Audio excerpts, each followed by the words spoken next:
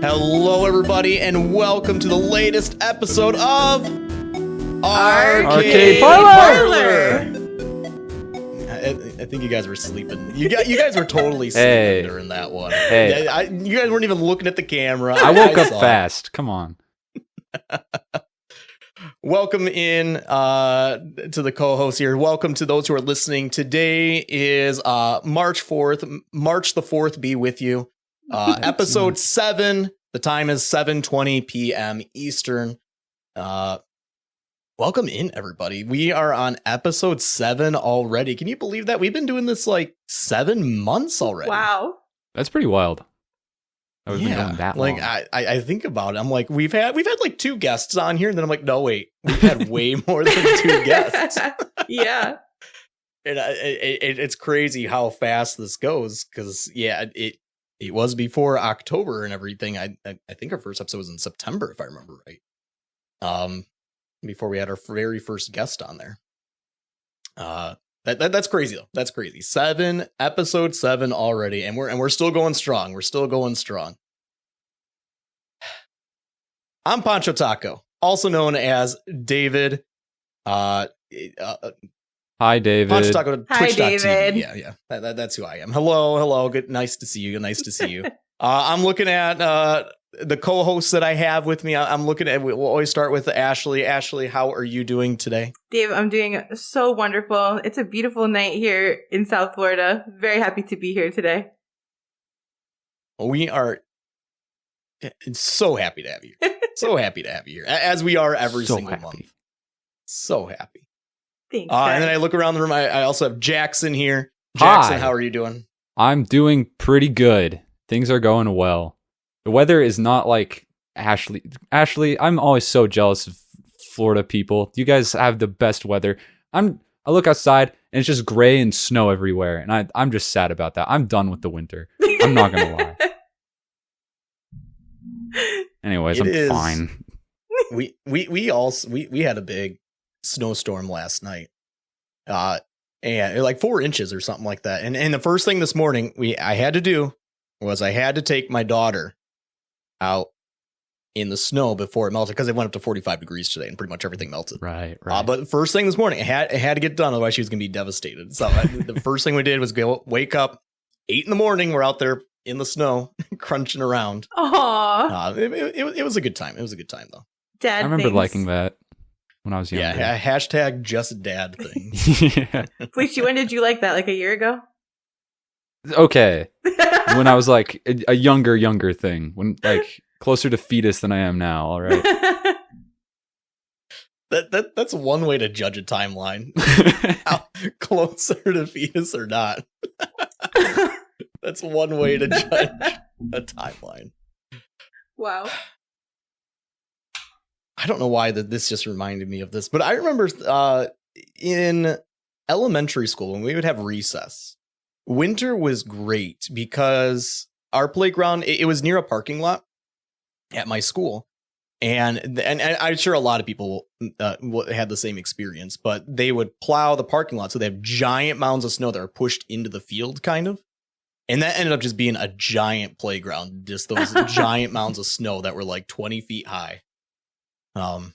And I think it was kind of dangerous. I'm pretty sure one time I fell over and blacked out from hitting my head or something, because I had a headache the rest of the time. I blanked out. I was on the ground. I don't know what happened. I was in first grade, maybe. But I don't think it was the safest thing. But man, we had so much fun. I can't relate, but every year. It sounds fun. Who needs safety? No, exactly. Fun always wins out. It does. I have a question for you guys. Yeah. For dinner today, I made mac and cheese. Okay. For myself and my daughter. My wife was out doing some stuff with some friends. I watched the kids. I was dadding all day long, and I made mac and cheese for dinner. I made Kraft mac and cheese. What are you guys' opinion on Kraft mac and cheese? Boxed, not Easy Mac, but boxed Kraft mac and cheese. I think it really depends on the shape of the pasta. Was it regular? Was it shells? We're talking SpongeBob? Like, which one you got? It was regular. It was regular. It was just a regular box, not extra cheesy or anything. It was just Kraft mac and cheese, the classic. Now, I did add some milk to it afterwards with the powdered cheese. So it wasn't the deluxe, because the deluxe has the liquid cheese. This is powdered cheese. I added some whole milk to it, because that's what we have. Having little kids in the house, we have whole milk. And I also threw in a quarter tablespoon of, yes, it's a quarter tablespoon. Yes, I don't know what I'm thinking. Quarter tablespoon of butter into it. Get those all nice and buttered up, and so it elevates it from the box to something a little bit more premium, I think. I don't know. Anyway, that's how I prepared it. What are you guys' opinion on Kraft mac and cheese? If you're gonna eat mac and cheese, you're acting like you're so elite. I think the box tells you to add milk and butter, bro. it does. It absolutely does. My professional chef's opinion says to add milk and butter. Totally elevates the taste. It's supposed to. It's how you're supposed to make it. Have you been eating Kraft mac and cheese raw your entire life? I'm glad you figured it out now. Honestly, if I'm having it by myself, I'm not putting any of that in there. I'm too lazy for that. I'll just eat the wet noodles with the powdered cheese. You gotta love yourself, man. I will be happy. Oh, you gotta give yourself some love in this life. Jeez, that is a gray piece of paper moment if I've ever heard one. Well, to be honest, I actually read the instructions for the first time not that long ago, and I did not know that you're supposed to boil the noodles for 7 minutes. Like, you're supposed to cook them for 7 minutes. It says on the thing, like 7 minutes at I don't know what temperature. How long? I just always eyeballed it. It always ended up being fine. But now I watch for 7 minutes, and what do you know? It turns out perfect each time. Who would have thought? Wait, following the box direction. I gotta tell you, in a past life, when I first moved out of my parents' house when I was around Bleachy's age, I ate a lot of Kraft macaroni and cheese, right? Tell me how my roommate one day, she goes, "Why are you measuring the water for your mac and cheese?" I was like, "The box says 6 cups of water." She's like, "Ashley, it's pasta. You're going to dump it out." I was like, "Oh." I've always seen that recommendation. I've just eyeball. I'm just like, okay, the noodles fit in this. There's more water than noodle. I'm good. I measured it for so many years. Boiling water. For so many years, I measured it perfectly.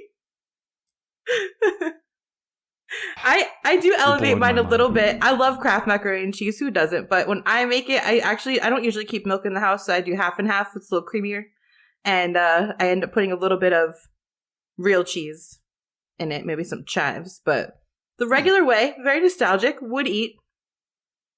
I've never thought about putting real cheese into Kraft mac and cheese. Heresy. Too foreign. Yeah. Now, have you ever had? I had this. I've never done it myself, but I've had it at like a friend's house when I was younger, and it wasn't bad. Somebody added, and you have to like seafood, I guess, but they added like tuna fish to it. Ew. It wasn't terrible. I've never done it since. I've only had it one time, and it actually wasn't that bad. It sounds like it could work. Yeah. Maybe.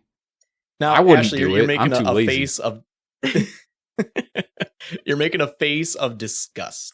Well, first of all, do you like tuna fish? I am remembering a time on your own stream, Dave, where you were sitting there and you break the cardinal rule of don't eat on stream sometimes. And I swear, if I'm correct, you were just sitting there eating a bowl of tuna. Yes. Like canned tuna. Am I correct? Okay. Well, it was tuna with some mayo in it. Okay, you always got to put mayo in it. And there was some lettuce and cheese. Just like a pure protein. Just pure protein and fat. That's all it was. Yeah. And that to me, that tastes good. Maybe I'm weird.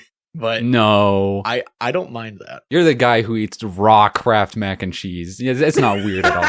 Oh my god, I'll never think of you the same. It's expected. Yeah, so, I'm not a fan of the canned stuff. Yeah. I like sushi, but yeah. What about canned like sushi? too? No. Oh, thought I had you. Yeah, so Kraft mac and cheese, I don't think I actually think it's quite good for just how cheap it is, just a box of it. I think it's good, but it's not the best. Like my wife makes a mac and cheese that's whatever noodle we feel like doing. Sometimes it's bow tie pasta. Sometimes it's the whatever, the twisty one, the corkscrew ones or whatever. I don't know all the names of them. But and then she'll put in all the real cheese in there, and then we will actually top it with like broken up Ritz crackers. Ooh. And then bake it with the Ritz crackers on top. It's great. No, not bacon, bake it. Aw, I thought you put bacon in it. He got so excited. Bacon would be great. Bacon would be great. Bacon makes everything better. I have had that. Still, but I don't know. I was just eating Kraft mac and cheese today. And I was like, what are other people's opinions on Kraft mac and cheese? Because I think for what it is, it's not that bad. I'm okay with it. I think when I think of Kraft mac and cheese, I think of the tale as old as time told by Bare Naked Ladies. If I had $1 million, an amazing song. And they talk about Kraft dinner. And if I had $1 million, I would still have Kraft dinner, which is true. Even if I was the richest man alive, there would be some days where I would just not want to do anything. I would not want to get out of bed. I'm rich, so I don't have to get out of bed. I could just like snap my fingers and then boom, Kraft mac and cheese in front of me 5 minutes later. And I would love it. I would enjoy it. Again, not the best thing in the world, like you said, Dave. But it sometimes it hits the spot. Knowing how lazily it's prepared is better than any kind of taste that my tongue could perceive. That's a beautiful take. That was beautifully said. Yes, beautiful. Actually, you grew up on the East Coast. Have you? So I had never heard the term Kraft dinner until I visited extended family on my wife's side out in like North Dakota. Sure. I had never heard the term Kraft dinner. Growing up in Michigan, eastern side of the state, I had never heard the term Kraft dinner. Have you heard Kraft dinner? Is this like a regional thing? I have to tell you the strangest thing. The only place I have ever heard the term Kraft dinner is in the Bare Naked Lady song, If I Had $1 Million, that Bleachy just randomly referenced. I actually love them. I saw them in concert a couple years ago, and yeah, that is the only time I've ever heard that term used. I'll admit it. That's the only time I've ever heard the term used is in this song. God. So. Okay. I wasn't sure if this is like it's probably regional. I imagine it's got to be regional. I assume this is like center of the U.S. Maybe the roots even come from Canada. I don't know. I was in North Dakota, like near the border, so maybe there's something coming from up there. I don't know. There's a lot of influence from Canada up in that area, so maybe it's something like that. I just had never heard it until I went there, and then I heard Jackson say, and I'm like, is this a regional thing? I gotta ask. Now we'll just ask some Canadians whenever they show up here. Yeah, I think that's what we have to do. So, elephant in the room. We don't have a guest here today. Well, that is true. Yeah, we'll get to this in a second. But today we just have Arcade Parlor here, and there's a reason for that.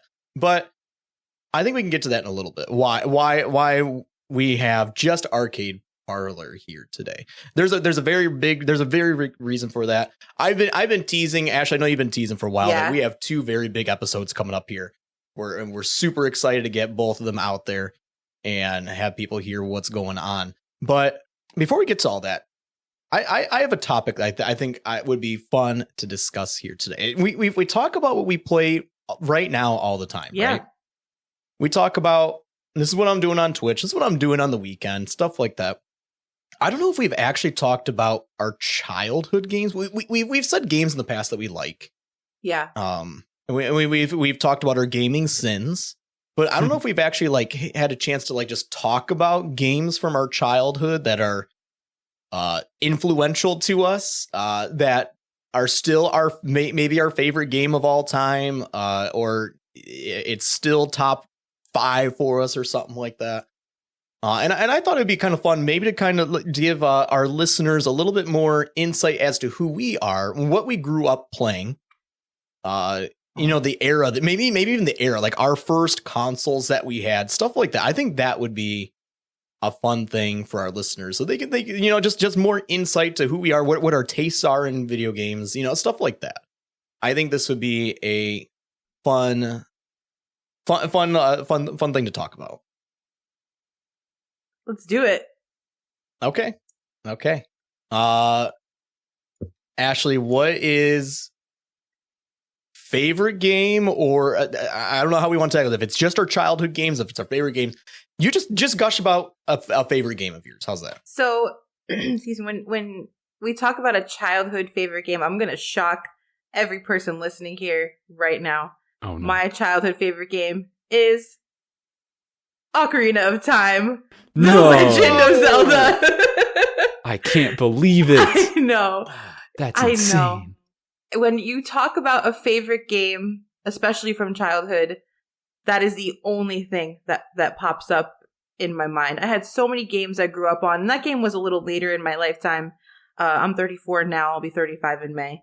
And when the game came out, it was 1998, and I was 10 years old when Ocarina of Time came out. Super influential time in your life for video games, because at that point, you start to actually get good at video games when you've been playing them your whole life. Mm-hmm. I will never forget the way I felt when I saw that game. You know, my first consoles were the original Nintendo Entertainment System, the NES, and the Sega Genesis. So when the N64 came out with all of the 3D games, we had Super Mario 64 and all of the different Mario parties, Mario Tennis, Mario Kart.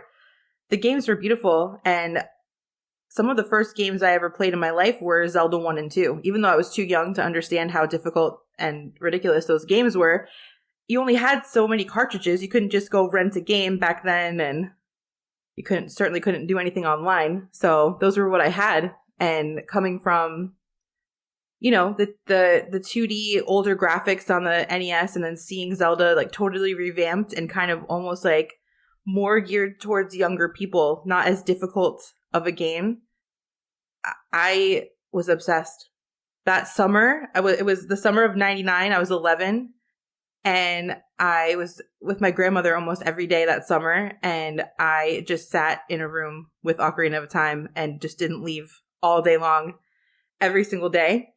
And my most like thought of memory as far as when I was young playing that game was that we didn't have a guidebook or anything.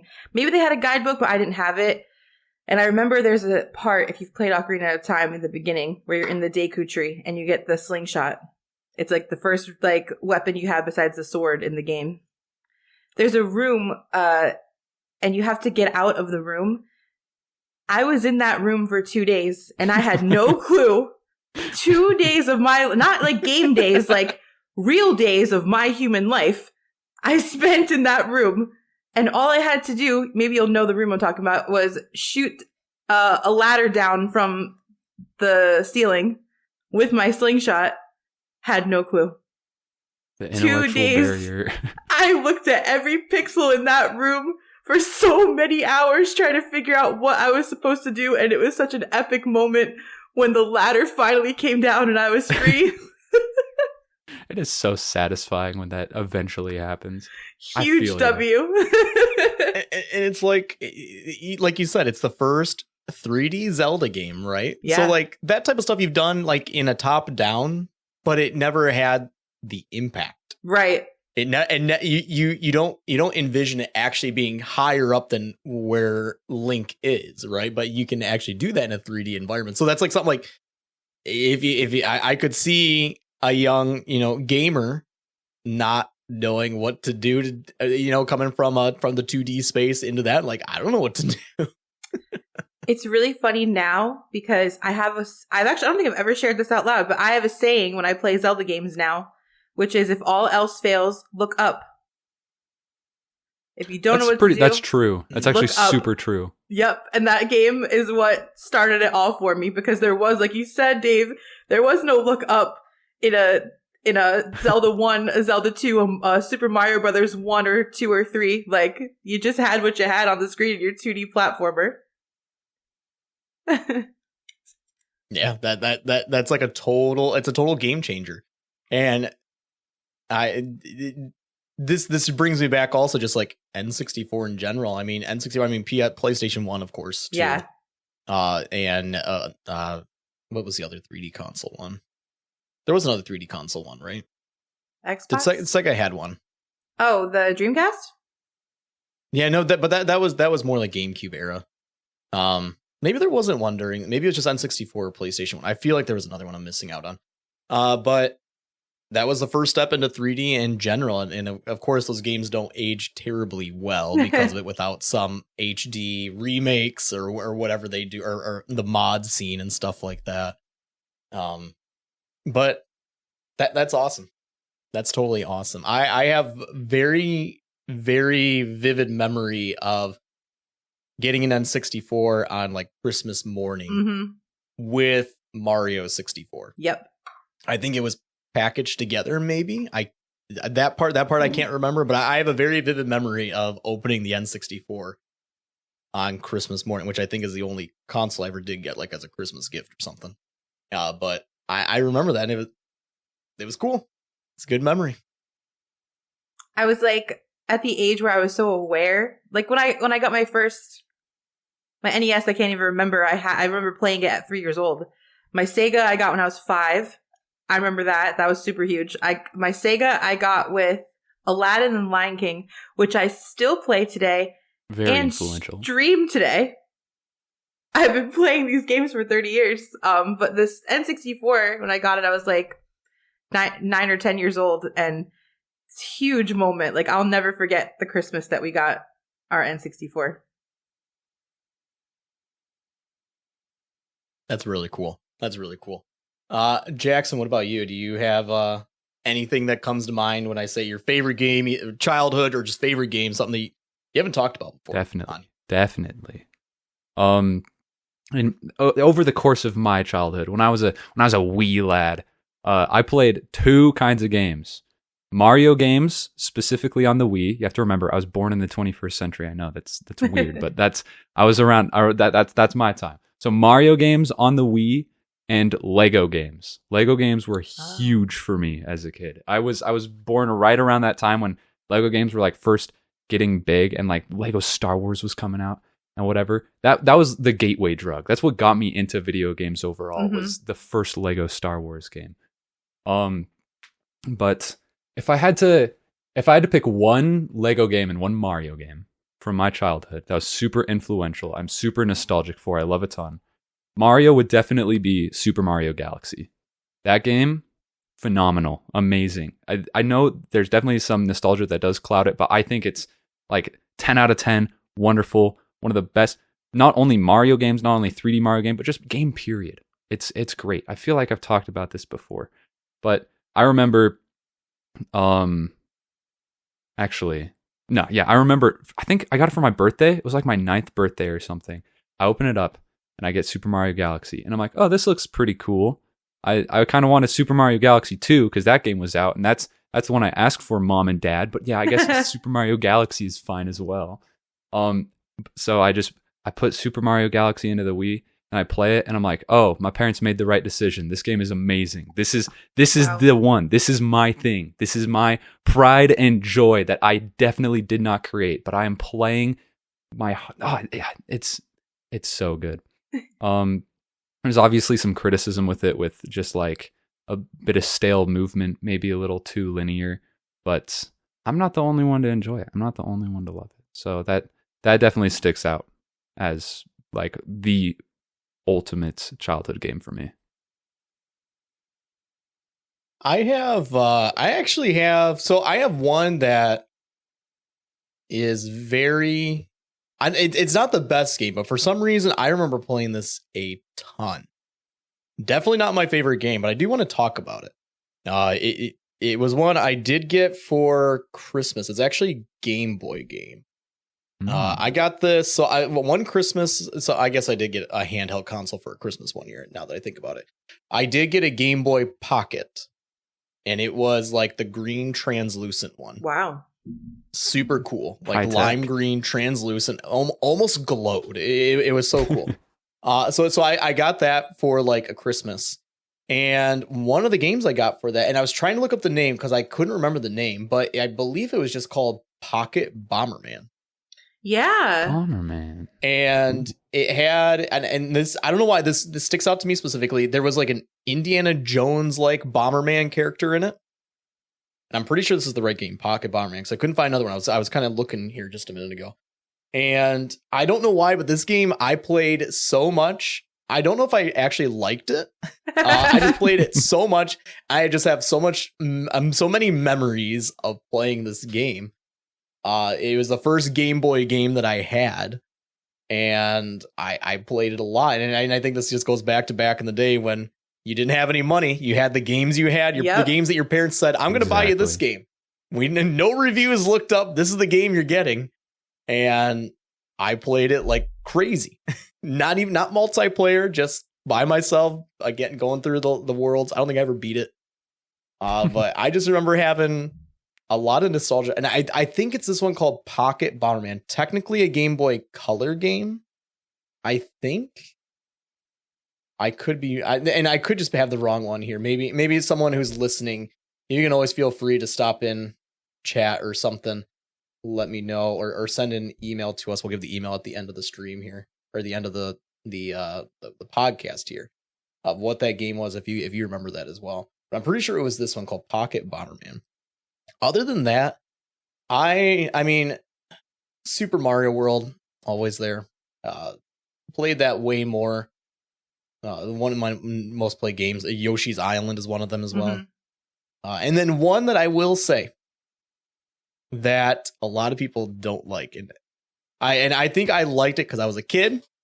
I don't know if I would like it now, but at the time I thought this game was fantastic, and all I hear is people rip on it these days. But Donkey Kong 64. Oh, hot take. I hear nowadays. Now, I have not played this since I was a kid, and at the time I thought it was awesome, playing Donkey Kong, playing all these different apes. It was totally awesome. Now, I never went for 100%. Maybe that's why I liked it. I'm not a 100%er in any video game except for one, but we'll talk about that later. And I like DK64, just going through the worlds. And I'm not a collect. I know it's a horrible collectathon from what I understand. I'm not one to do collectathons. I never 100% games. And I enjoyed it for what it was. The multiplayer was fun. They had like a GoldenEye-esque shooting game in a Donkey Kong game for some reason. It was good. Yeah, it was just a fun game. I liked it at the time. I have never played it. I don't even know if I've actually ever seen gameplay. And I say this a lot. I never had a Super Nintendo growing up, so I never got to play in my childhood really like Mario World, except for like at a friend's or a cousin's house or something. And I never got to play Donkey Kong Country. So when Switch Online came out, it was the first thing I did offline. I played through all of Super Mario World, beat it for the first time, and played through all of Donkey Kong Country 1, beat it for the first time. But I've seen a lot of our friends, including our one of our guests, HK Play. She just did all of Donkey Kong Country 1, 2, and 3. They're so awesome. I've heard mixed reviews about 64. I'd be super interested to watch a playthrough. Maybe that will eventually come to Nintendo Switch Online. Yeah. I mean, it's a game made by Rare, but then so nobody would expect it. But they put GoldenEye on the Nintendo Switch Online. True. So maybe one day we'll see DK64, and I know a lot of people are just going to roll their eyes at that. and I want to be there for everybody's reaction of everybody hating on it. But I'd be like, I think maybe it is truly bad. I played this when I was a kid, and I thought it was cool at the time, under 10 years old or whatever. I don't know how old I was, to be honest. And I thought it was cool, and I did beat the whole thing. Just going from start to finish, whatever I collected was what I collected. And I thought it was fun. I remember playing that a lot. I wanted to also touch on really quickly Mario Galaxy, because Jackson, you were talking about it and meaning so much to you. I have never touched it, never played it, never owned it. I know. And it makes me so sad. You're missing out. Go back to just become a kid real quick, play it again, and you'll have a good time. I mean, I could just play it as an adult, but... I mean, that's the next best option. No, you have to go back as a kid and play it. Come I'm interested now that you've talked about it, but you didn't say what your favorite Lego game of all time was. That's right. If you are a true connoisseur of Lego games, then this also has to be your number one pick. I will not take no for an answer on this one. It is the original Lego Batman game. I knew you were going to say that. That game is pristine. I don't care how clouded nostalgia crap anything. No, just shut up. It's a good game. Wow. It's a wonderful game. This game is the best. As 30 levels, 15 of them you get to play as Batman, and 15 of them, plot twist, you get to play as the super villains, and that was awesome. That was so cool. I didn't even know that existed until like 30 hours into the game. Oh. Wow, spoilers. I'm sorry. I could spoil other games for you too. I have not played Lego Batman, but all I remember is watching my nephews play it. And when they were playing it, they could not level 1 for some reason. I don't know why they couldn't figure out how to get out of level 1. Level 1? They were like sixth graders. They can do this, but they couldn't figure out how to get out of level 1. And I wasn't going to help them. I'm not helping them. Oh, they don't deserve it. I'm just sitting there and I'm just listening to the Danny Elfman Batman song on repeat for like 4 hours straight. Oh, that song's amazing, dude. That is amazing. It's a great song, but for 4 hours, it's also a great song. It maintains its quality Still and great. value because of Lego Batman. It's not even because of the song. It's because it's on Lego Batman that it's such a good song. Wow. That's why. I love that game. My favorite Lego game was Lego Star Wars 2. I'm not a big Star Wars person. But I remember playing the first Lego Star Wars at a kiosk in ABC Warehouse, weirdly enough. Okay. It was on an Xbox, a demo station, and my brother and I were there and we're like, oh, let's see what this game is. I never played it. I always just thought, oh, that's too childish, even though I was like a child. And I never played it. So I was like, oh, GoldenEye.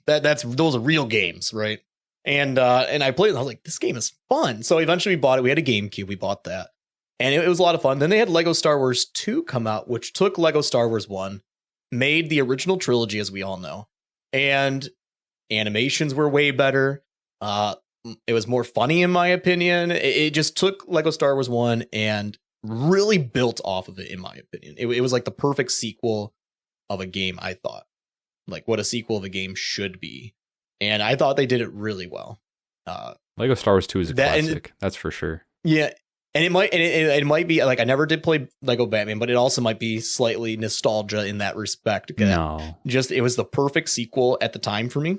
And I just have that memory that this was the perfect sequel. It's the best Lego game because of that. And I'm sure they've improved it. I did play some later Lego games, which when eventually Lego games got really puzzle heavy, and I did not care for those ones as much. I wanted more of the action, kind of the older Lego games, and that's definitely when I fell off. I've actually only played one Lego game ever. Which one? The original. Should we guess? Wait, I said original already. Is it original Star Wars? First off, No. Okay, the original something. Yes.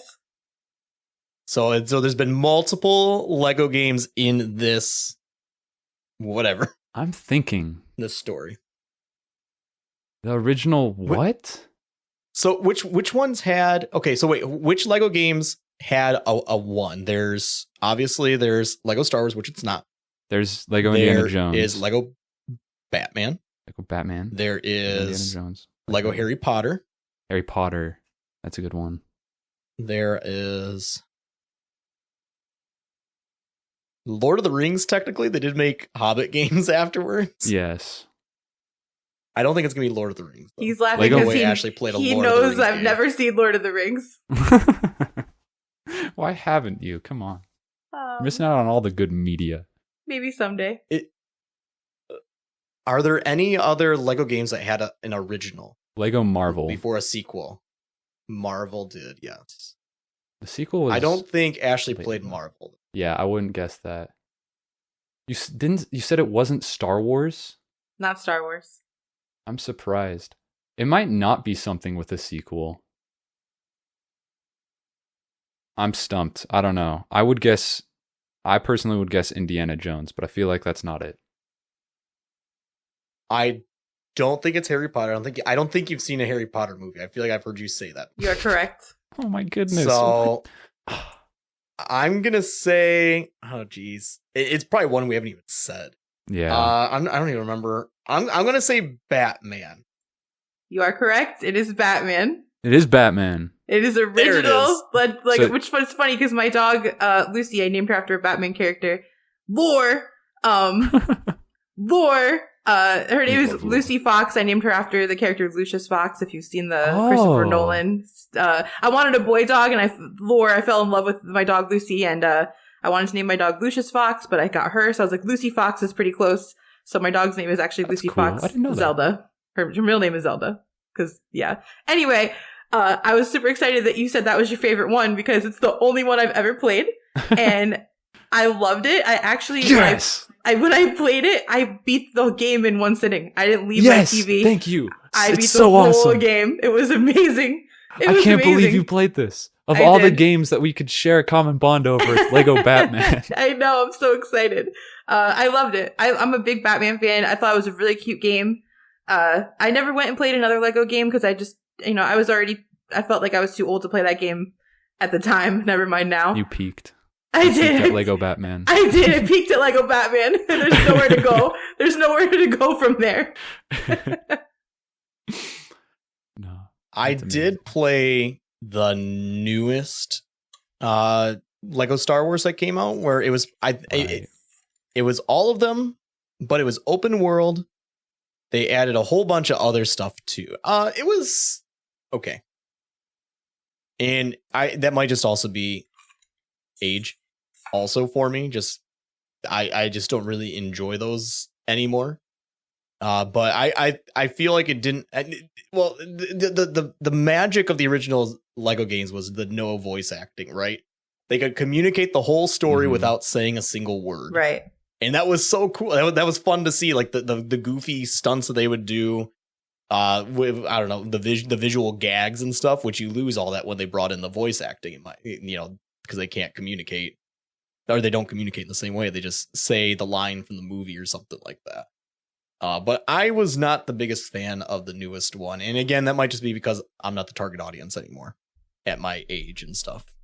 Yeah, I have younger cousins that are quite a bit younger than me. They love the new Lego Star Wars game. And I'm over here like, you missed out. You missed out on the real stuff. You need to go back, play the complete saga. There's Lego Batman here too. It's cool that you enjoy this, but there's better things out there. But seriously, Dave, going back to you were saying, just like the fact that there's no dialogue and just the grunts. I think to this day, I really enjoy like a good story that has minimal dialogue, like a good movie or like a television show or something that just has minimal dialogue. And I genuinely think it's because like I grew up on these Lego games that were able to like portray these like humorous, just stupid action interactions with only grunts, and that's it. And it's so strange that it's affected me to even now more so than just continuing to like a game as amazing as Lego Batman.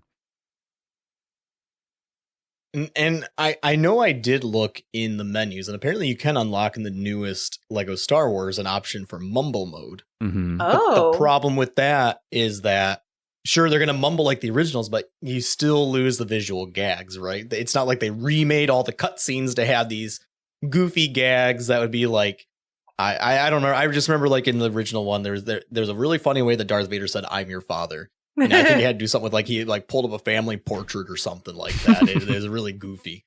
But in if you played the new one with mumble mode, he just mumbles something while, doing whatever the original animation of the game was, which right, you kind of lose like literally everything with that.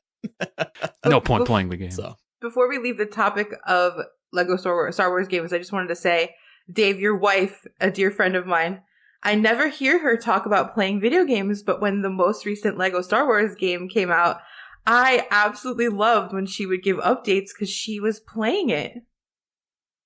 those are the only games she will. Oh, okay. outside of the newest Animal Crossing, Mm-hmm. that is those are the only games that she will play. And her favorite is actually Jurassic World. Oh.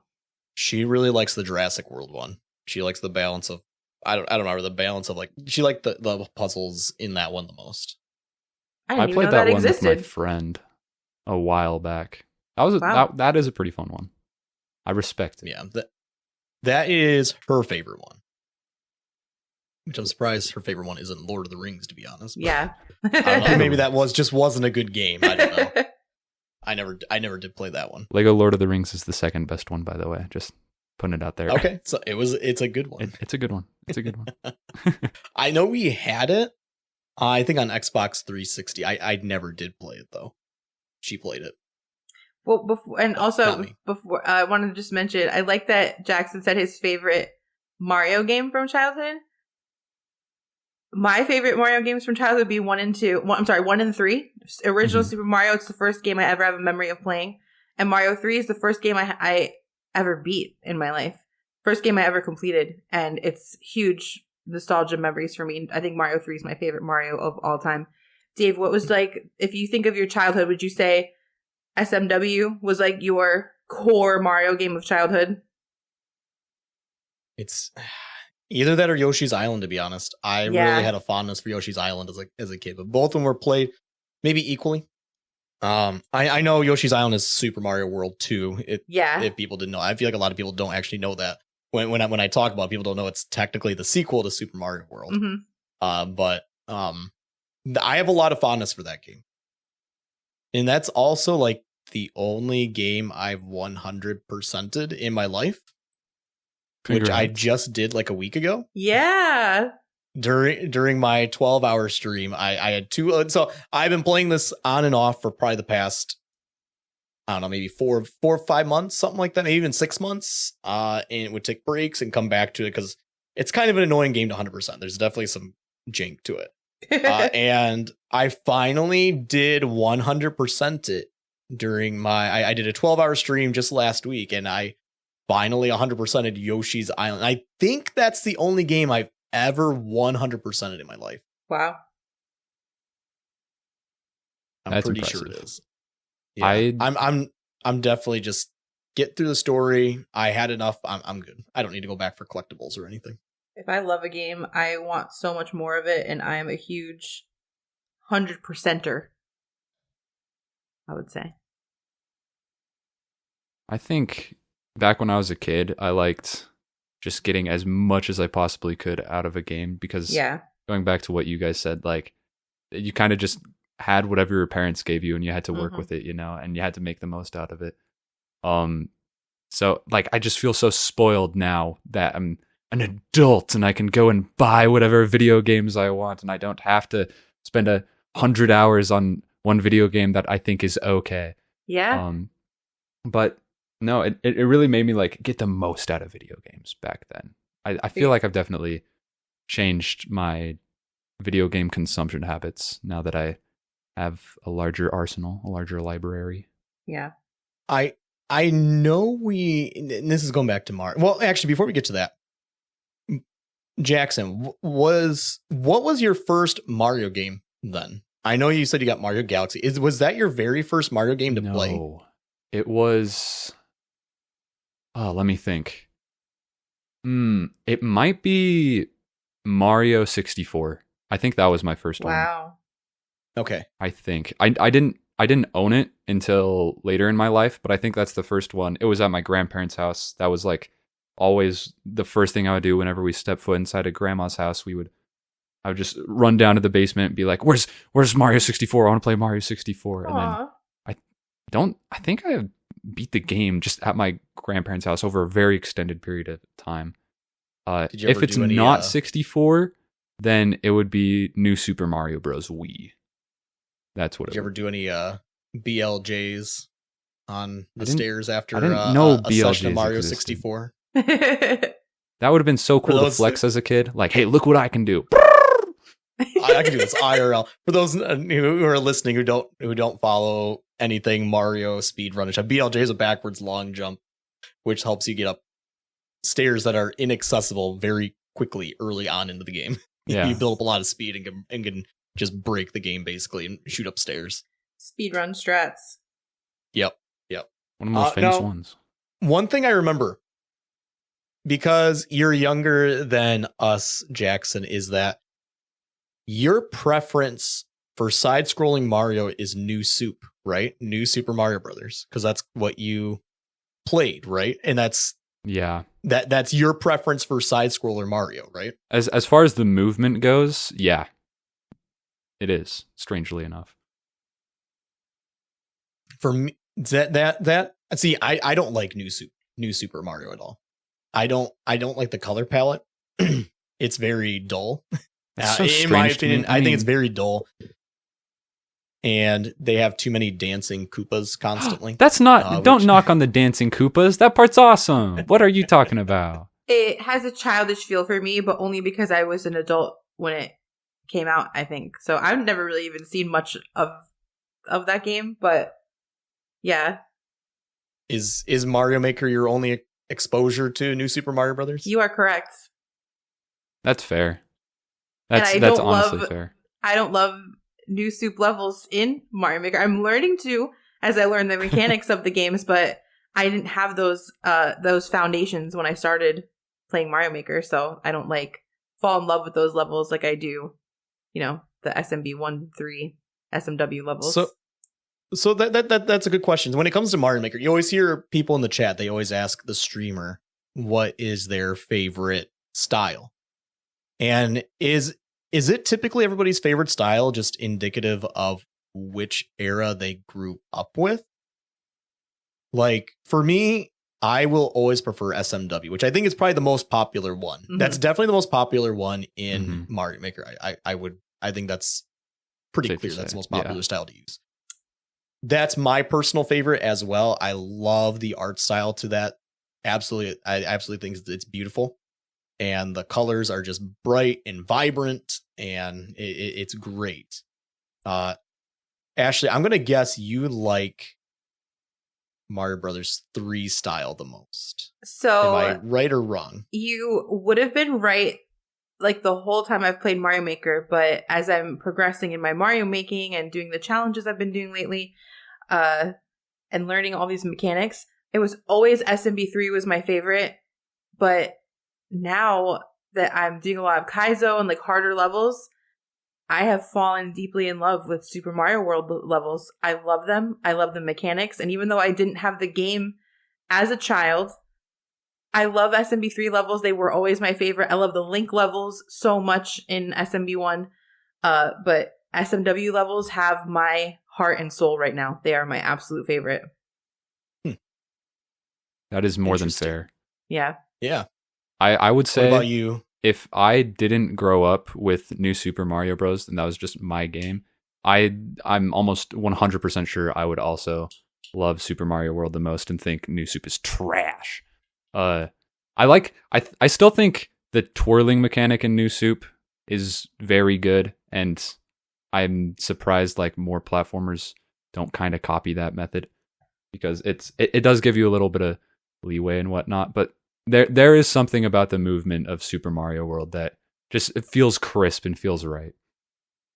Yeah, I will agree. I do like the twirl. And it's the first one it's the first one with ground pounding too, which is right.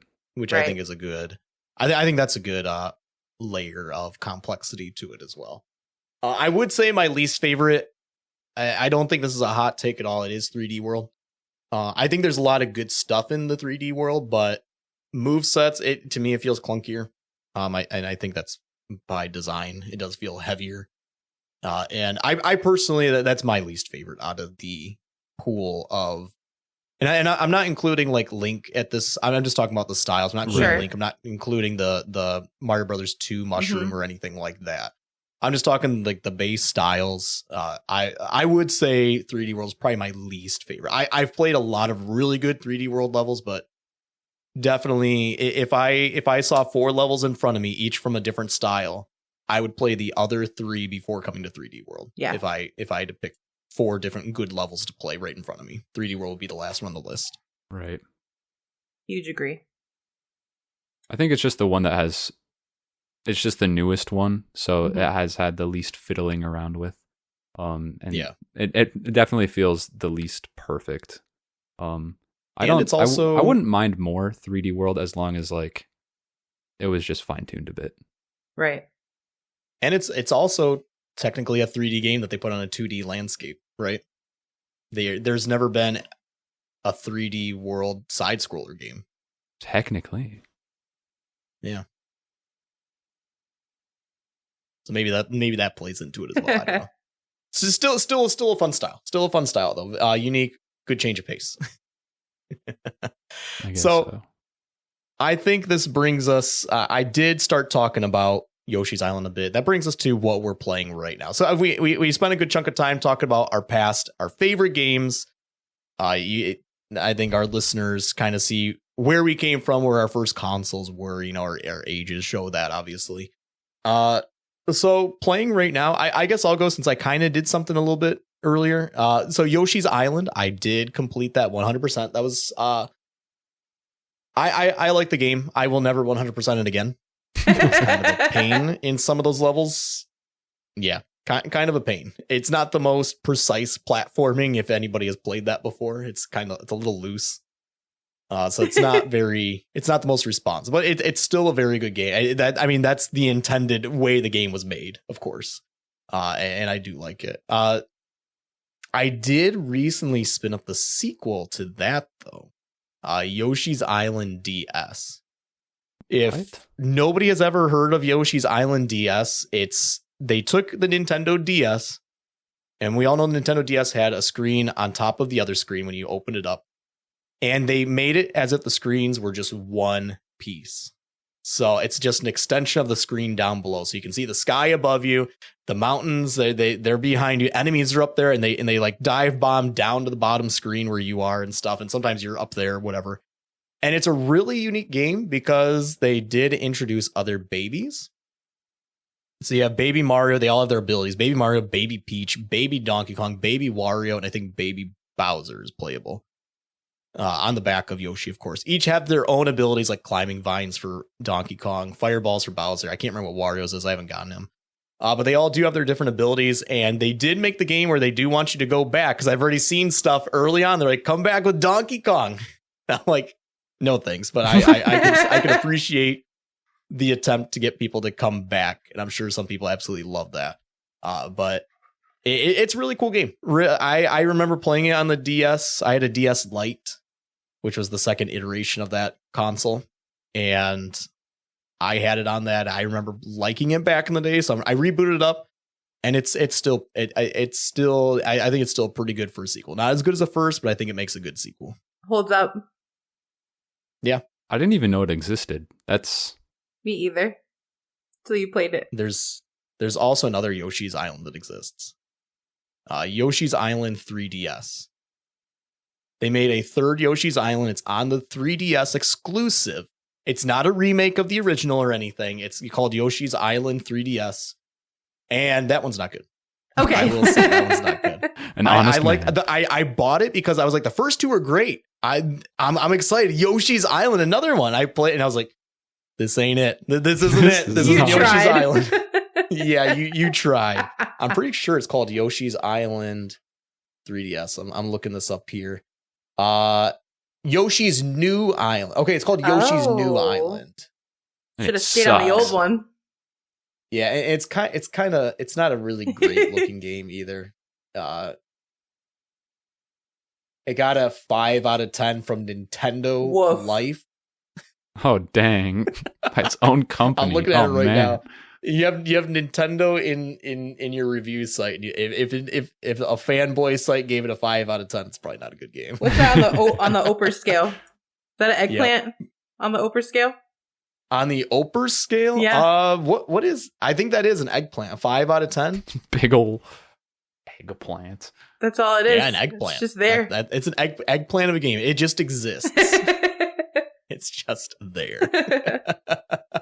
One other game I do want to speak briefly about that I've been playing is a game that came out a while ago that I know a lot of people really do like. And I tried it at one point and I thought it was fine. Fell off it pretty quick. And then I repicked it up just like a week ago because of some DLC announced for it. Dead Cells. Yes. Is a very cool game. It's kind of, Jax, I think we were talking about it on one of the streams. I don't remember whose it was, but it's kind of like Rogue Legacy 2-ish. Right. In that you're going sideways. It's kind of Metroidvania at the same time of being a roguelite. But this one's definitely more action focused.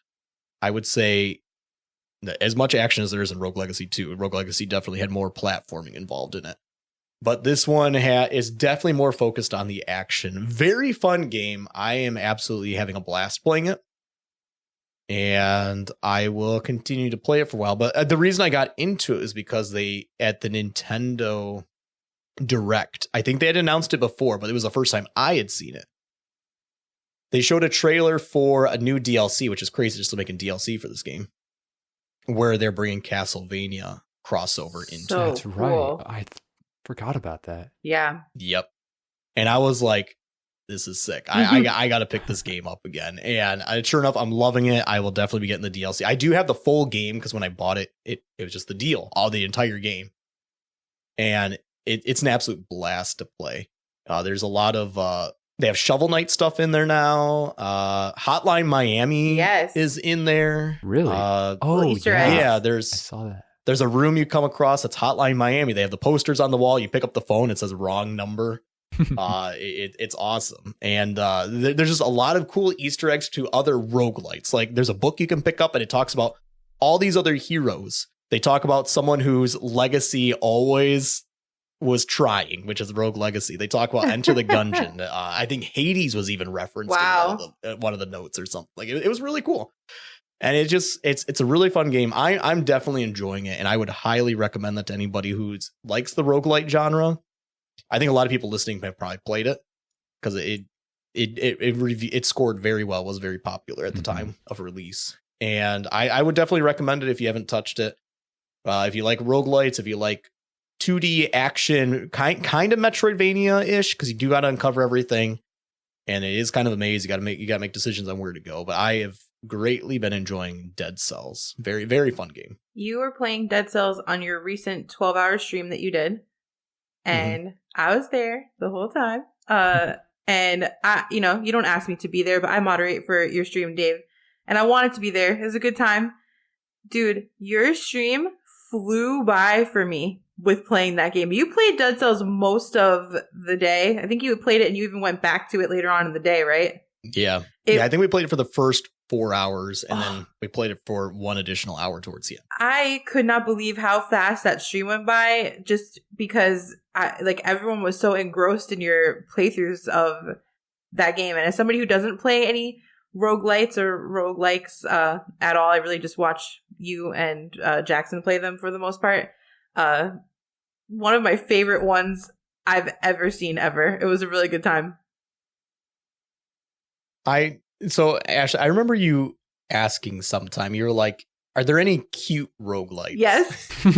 Yeah, I remember you asking, are there any cute roguelikes? I feel like you have an interest in the genre. You just haven't found the game. Yes. And I think we may have said the recommendation, but I the one game I would recommend if you are interested in it, it's very roguelite light. Like it's not focused on that, but I think Cult of the Lamb would be it's kind of cute it's kind of morbid what it is, but it's executed cute. Very cutely.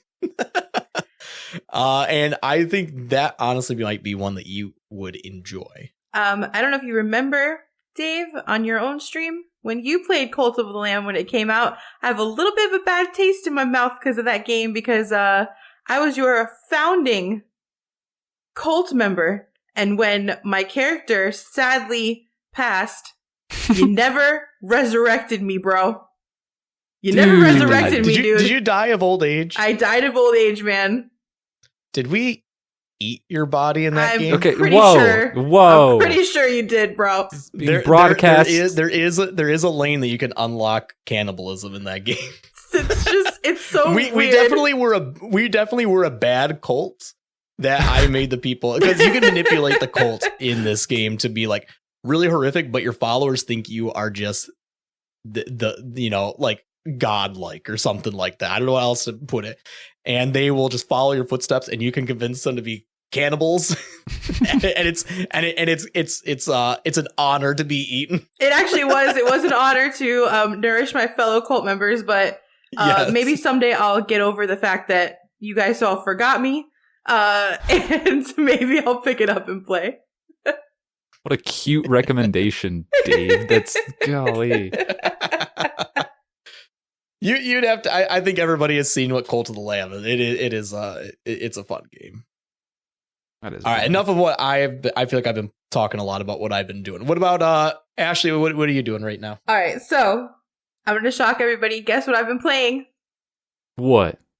Super Mario Maker 2, baby. Yo! Whoa. So I think I touched on this. I've been super interested in getting better at the game. I didn't know a lot of the mechanics of Mario Maker when I first started streaming it almost 3 years ago. I played normal levels and stinky speed runs and the same old blue platform levels. It was normal popular I played, and nobody wanted to see that. So I was like, you know what? I really want to get good. How do I do that? I was like, I'm going to play the top 100 most popular all-time expert and then super expert levels in an effort to get better at the game. And it started to catch on, and I saw half a dozen streamers doing it too, and they were interested, and they were like, Ashley, like, I don't want to copy you. I was like, well, you're not copying me. Anyone can play these levels. So after like multiple people had come to me saying, hey, I want to do this too, but I feel weird, I was like, let me make it a challenge. Let me make it something that anybody could do. So I decided to call it the Get Good Challenge. I've seen over a dozen streamers play it so far. I've seen multiple streamers actually beat the whole challenge and do all 200 levels, the 100 expert, 100 super expert. I have been on a journey the last few weeks to try to finish them all myself. And when I first started, the expert levels that I was playing were so difficult. It was taking me hours to play levels that it would have taken my friends 10 minutes to play. And now I have one level left in the challenge. It is one super expert level that has a lot of tricks in it that I've never done. It's got a double shell jump. It's got a wake up midair shell jump, a couple of them. So there's midair P drops and POW drops and all kinds of tricks I've never actually done before. But I'm very proud to say that I have done 199 of the 200 levels. So I'm expecting next week to finally finish my own challenge. That's I was watching it. It's a rough level. Yeah. To end on. It's obviously like one of the original how-to levels that just got popular because it was one of the original ones. Yeah. How to do these Kaizo tricks, and everybody was playing it, trying to learn how to do these things, but it's a rough level to even be in the top 100 because it's not like a well-made level. It's just a training level with just these Kaizo tricks that like I don't think you're ever gonna. I don't know when the next time you're ever even gonna do some of these tricks. Sure. Like that specifically the one I'm thinking, like double shell jumps. Okay, you do see those in super expert endless, but I feel like I don't know what they're called, but the midair wake up shell where you're holding it, you drop it or whatever, and then you jump off the beetle as it's flipping. You don't see that very often. Never seen it before. Yeah. The level's full of tricks I've never done before, but I've mastered a lot of them. I got to the last checkpoint the first time I really was grinding the level, which was last week. I was very proud of myself, and I actually cried when I got to the second checkpoint because it was so frustrating. I'm a crier, and I was so emotional that I have dyslexia pretty badly, so it takes a lot of muscle memory for me to remember some of these tricks in Mario Maker. And I felt really proud of myself as I just thought of how far I had come in the challenge. And, there's a level that took me 8 hours to complete because it just was so new to me. And now I look at that level, I'm like, dude, I could beat that level in like 15, 20 minutes now. But that checkpoint really to me was like, I've really come far. So I'm super excited. Somebody made me a practice level for the double shell jump. And I know once I get that, that level's toast, baby. I'm excited. That's awesome. Other than Maker, which is what I normally play, I had a special stream last month that I did Dave, your internet had some issues, which is why you ended up doing a 12-hour stream. You did a makeup for a couple of streams that you missed. And there was a Monday night that I knew you weren't going to be able to stream. And it's not my normal stream time. But I was like, you know what? Let me hold down the fort for my friend Pancho Taco and play what I want to play. So that night, I played Breath of the Wild. It was amazing because I talk so much about my love for Zelda. By the way, Tears of the Kingdom, it is 69 days today until Tears of the Kingdom. When this episode releases, it will be 67 days until Tears of the Kingdom, the new Zelda game, the sequel to Breath of the Wild, coming to a Switch near you May 12th, 2023. We are not sponsored by Nintendo. Not yet. So we're on our way. That was really cool that I got to do that. That I did that stream. A lot of people hear me talk about Zelda all the time, but never got to see me play. I had some legends in my stream that night hanging out in chat, and they were like, I'm learning strats from you on like different things, different enemies, Lionels that I was fighting, and I have these little speed strats that I do, and I never get to really show it off. I don't play Zelda on stream pretty much ever, so it was a really chill night. I had no pressure. It was not my regular night, and it was one of the most fun streams I've done in a very long time. That's awesome. That's awesome. It is nice every once in a while to break out. Yeah. Every once in a while. Break out for a day, for maybe a week or something, whatever. It's nice. It's nice. And then come back to it. Jackson, what about you? What do you got going on right now? This past month, I have had quite a bit of free time. So I have been playing a variety of games. I think since the last podcast episode, there have been, it's either 3 or 4 games that I've beat. And I'll talk about 3 of them here because they're all very good. 2 of them I've talked about on the podcast before. So first one is Elden Ring. I won't go over that a ton. You guys know what Elden Ring is. I've talked about it. Dave's talked about it. Ashley's talked about it. The entire world has talked about it. It's freaking good. I spent the better part of a year playing through that game off and on, but I finally beat it this past month. And what a cool journey that was. I haven't ever beat a game as difficult as Elden Ring. Never put as much time into beating a game, just like the story mode and not like trying to do like a bunch of extra stuff. But it was so satisfying and so good, and there were definitely a couple just jaw-dropping moments for sure. Other times where I wanted to rip my hair out, but that didn't last too long, thankfully. I just had to shut off my PC and take a nap. But it was a good game. I'm very glad that I stuck with it and finished the game because the journey was long and wonderful. Okay, let me think. The second game. GG. Yeah. Yeah, before you move on, GG. Beating my Elden friend. Ring, absolute GG. That's huge. It's awesome. Gerfix Gerformance. Huge. Second game that I beat just this past week on my stream is a game that has been in development for a long time. I think it started as a Kickstarter, and that game is Pizza Tower. I only just recently heard about it, but I decided to buy it a week or 2 ago, play through it on stream. It's a pretty short game just to beat casually, not play every single level, not try and get every single accolade. Takes about 6 hours or something like that. But man, it's actually really good. A lot of people are already saying like this is the first legitimate candidate for Game of the Year, and I kind of agree with them. I don't know if it will win Game of the Year because there's supposedly a very large lineup of better game or good games coming out this year, but it's a good one.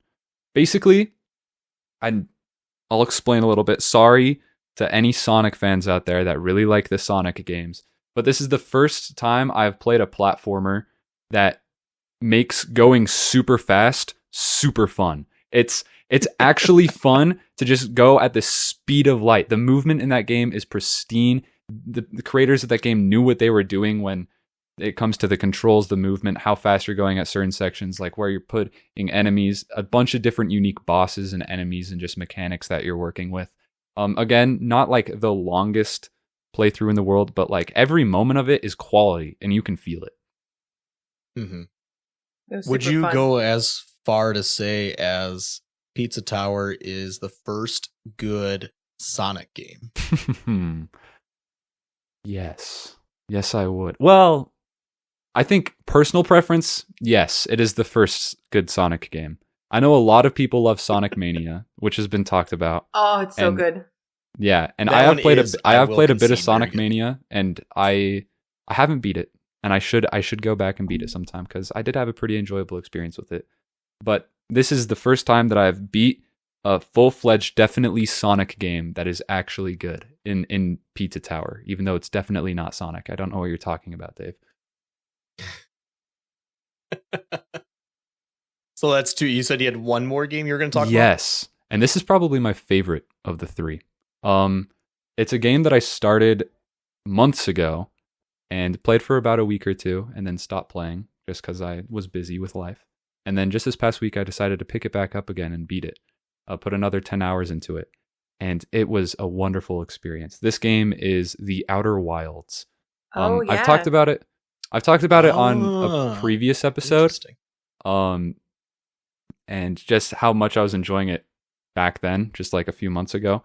And my goodness, the final moments, the conclusion of this game is out of this world amazing. Like legitimately, literally out of this world amazing. It's so good. I'm not joking around when I say this. This is probably the closest I've ever felt like a game has come to like a perfect 10 out of 10 for me, other than Lego Batman.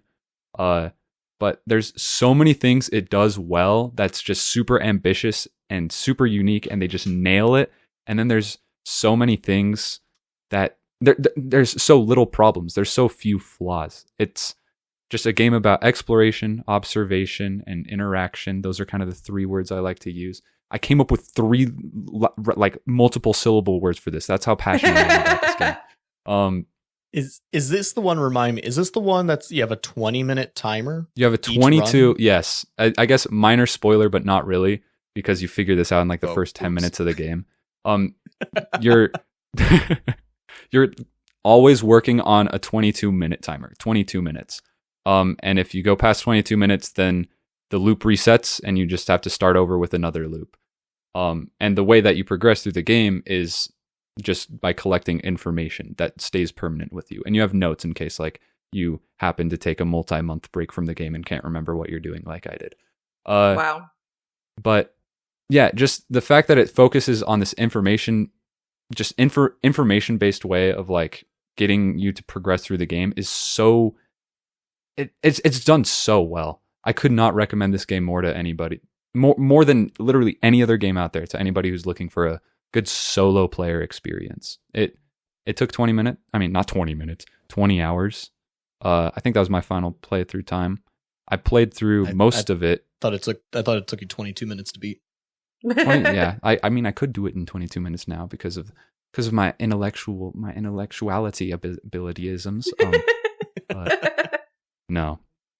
That was probably my favorite game that I've played and beat this past month. For sure. Sweet. Probably for sure. Cool games. A lot of cool games being played. If you're listening, visit the channels where we're playing all these games. All these games talked about are, well, not all of them, I guess, not the ones that Jackson said specifically is playing offline, but a lot of these games are being played on the channels here. Come check it out. Real good time here. So we talked about games from our past. We talked about what we're playing now. We got to talk about something else. We have something else. We talked about earlier in the stream, or I keep calling this podcast the stream. This is not the stream. This is the podcast.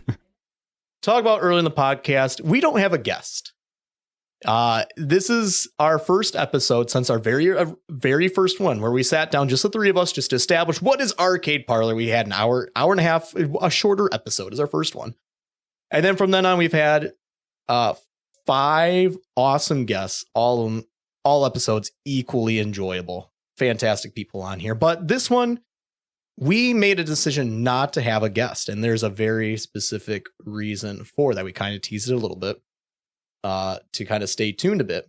But I think I think we can go ahead and address what's going on here. I did talk about earlier too that this episode's big and the very next episode is big as well. But we need to talk about this episode right now. Next episode we will talk about at a later day.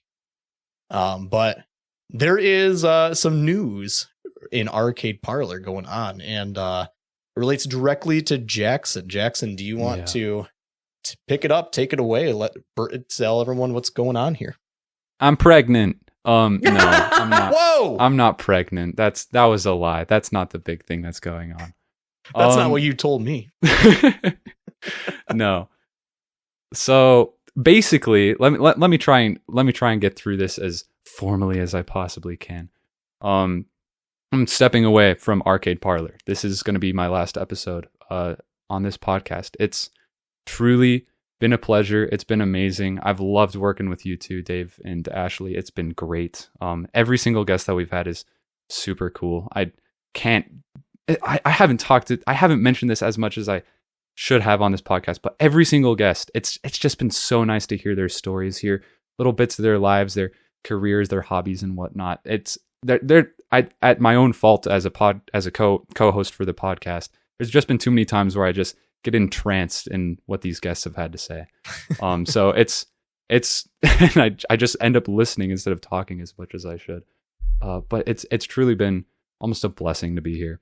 The reasoning for why I'm stepping away is I'm going to be serving as a missionary for the Church of Jesus Christ of Latter-day Saints, starting in April, and I'll be gone for 2 years.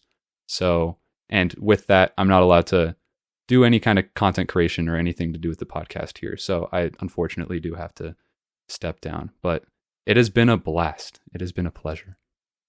We have, I've said it before. I think when you told me. So for our listeners here, we kind of knew that there was a chance that Jackson would only be here for, a lot, not just a handful, but this is a decent amount of episodes at this point.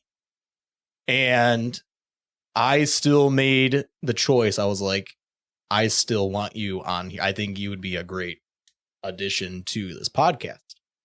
Even if it's only going to be a few episodes, and even right now, 7 episodes in, I wouldn't have done it any other way. I'm super happy the three of us have been through this. It's been a lot of fun getting to know each other more offline in our host chats or whatever that we have and stuff like that. Has been really fun. And Jackson, it's really awesome to hear that you're doing something that you're passionate about. Mm-hmm. And although it will take you away from the podcast, it will take you away, correct me if I'm wrong, from an online presence in general. Is that correct? Yeah, for the most part. Okay. And it's really, like I said, it's really cool to do something you're passionate about. To take an opportunity like this that, a lot of people don't follow passions in any form, especially when it's leaving home, going to some place completely foreign. And that's really cool. And we obviously, I'm sure Ashley will have something to say, but we obviously do wish you the best. And it's been awesome. It's been absolutely awesome. Will you have any video gaming at all, or are you leaving everything behind? No video games. There's a lot of strict rules that I got to follow, and one of them is no video games, unfortunately. There's, I think, as far as like media goes and whatever, there will be like some books like that I have to use my own discretion, but I can read some stuff. And there's like quite a bit of board games, tabletop games and whatnot, but no video games, no listening to podcasts, no doing streams. But I'm ready for it. I'm willing to give it up at least for a couple years. And you'll be, and I know 2 years is far from now. Oh yeah. Anything could happen. You might not even have an answer to this or anything, but are you thinking about coming and doing anything online again, or is it? You think that this might be the end?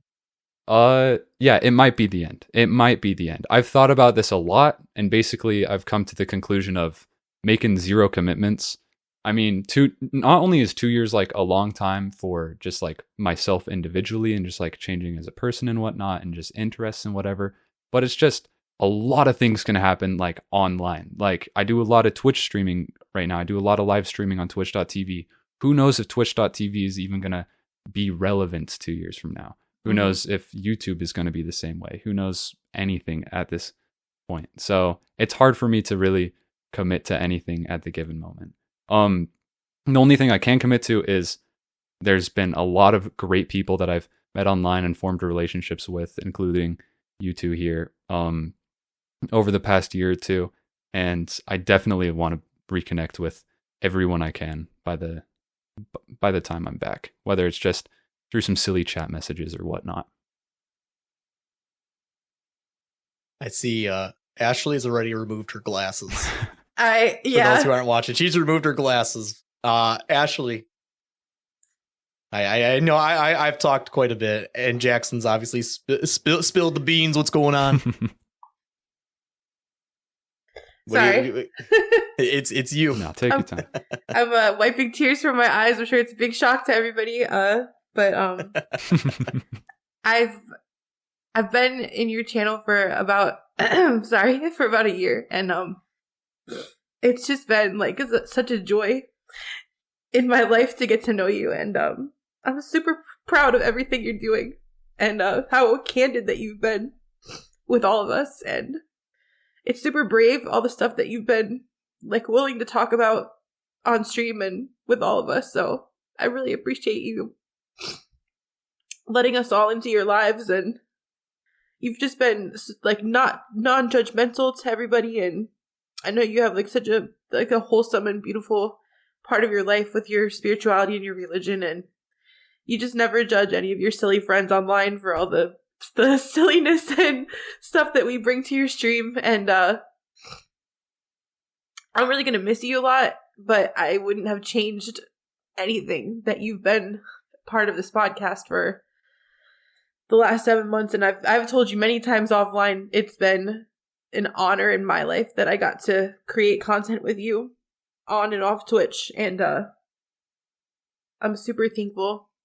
I better be one of those people that you reconnect with when oh, of course. You come back. I feel like a big sister to you. Like I feel like you're like family to me, and I'm just so thankful for everything that you've brought to our listeners and to myself and Dave's lives.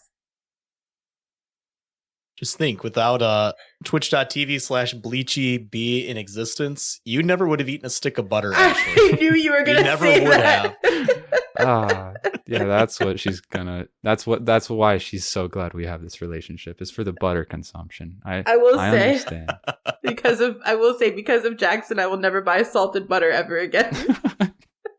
Dang, I'm sorry. I ruined your life like this. It's okay. Thank God the listeners told me to buy unsalted as well, because I would have had a real bad time if I had to eat a whole stick of salt. You would think salted would be better. You'd think, oh, it's got a little seasoning on there. Too concentrated. Oh my God. It was like eating like solid ocean water. It was so awful. By the way, for those who don't know what we're talking about, back in October or maybe September of last year, it was for September, Bleachy and I did a co-sub goal. It was so cool. If we both met the sub goal, which we did, we would do a Mario Maker race, 100 easy endless levels, and whoever beat them first was the winner, and the loser had to immediately stop what they were doing and eat a stick of butter. And I was the unfortunate loser that day. But boy, did I take it in stride. It was a beautiful moment. You ate a stick of butter with class. Thank you for that. If you can bring class to eating a stick of butter, it was what happened in that stream. Oh man, it was good. But again, I don't know if you have anything else that you were wanting to say in any of this, Jackson. But again, both of us are very, very excited to see you pursuing a passion in your life and actually being able to do it. Even though it is going to take you obviously away from the project here of the podcast, seeing somebody go and do something like this is way cooler than them sticking around doing a podcast. I'll say that. Yeah, it's been something that I've really been working towards for a long time, a lot longer than I thought it would take. I genuinely thought that I'd be starting my missionary training way back in May of last year. So it's been a bit of a process, but I'm so glad that I've been able to do some cool stuff like this podcast and be able to make the most of my time just kind of waiting. And I'm so glad that I do get to start my mission now and I have that opportunity, and I have put the difficulties that were stopping me from allowing to serve a mission aside and get out there. Oh, for anybody who's wondering, I'm going to be serving a mission in Denmark, and I have to speak Danish. So if any of you guys listening happen to know Danish, please teach me. I don't know what I'm doing. Help me out. You have like a couple weeks or something, and I won't pay you money. You have to do it out of the goodness of your heart. But I know you will. I know you will, random listener. So you have about a month left before you go, right? Yeah, about a month. I have to say... And, go ahead. Thank you. I have to say, I think back to when I was 20 years old. It's such a selfless thing that you're doing to dedicate 2 years of your life to other people and your religion. And it's like such a beautiful thing that you're doing. I couldn't commit to coffee on a Saturday with my best friend when I was 20 years old. Never mind learning a language, moving to another country, giving up my friends and my family and online and everything that I was passionate about, like, to fulfill a mission outside of myself and for the greater good. And my admiration for you knows no bounds, my friend. Ashley, you're the best. Have I told you that before? Hi, Ashley. Hello. You're awesome. Hi. No, I'm excited. I am a very non-committal person, so the fact that I've been able to do this, I hope shows how passionate I am about it. Because, like you, I can hardly get out of bed most mornings just due to sheer laziness. But I'm glad to be taking this next step. I know it doesn't have to do with video games at all. So 1 month. Do you have a final stream scheduled or anything, or are you just kind of playing it by ear? What are your plans here? Playing it by ear. Basically, I just want to stream and just make content for as long as I feel like is right, you know? So there might just come a day where I'm like, yeah, this is my last stream, but or just my last video or something like that. But until then, I'm still chugging along. I'll hopefully be around until the next podcast episode, which I will not be a part of. Cool. Ashley, do you want to tell Jackson about something? Yeah. That's been kind of going on in the background that he doesn't know about.